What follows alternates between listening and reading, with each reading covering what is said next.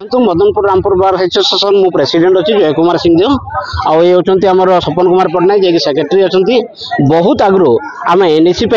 Already आम Madanpur Rampur bar association तरफ resolution करी आम पठेलु एवं आपणकर चिठी संख्या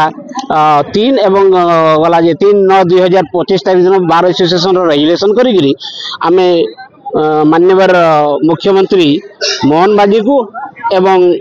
urban development minister principal secretary समस्त को आम ए बाबद अवगत कराइछु। आ मदनपुर रामपुर सबु समय रे जो प्रकार सरकार नियम मानि चली मदनपुर रामपुर गोटे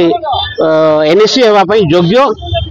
एवं समस्त क्राइटेरिया फिलफुल करुच्ची और सही हिसाब से आम सब कागज पत्र जाइए मदनपुर को अवहेला कर वर्तमान मोहन सरकार को आम रिक्वेस्ट करूँ से जमी एनएसी को मान्यता दे आम लोक समस्त डिमांड को फुलफिल करने।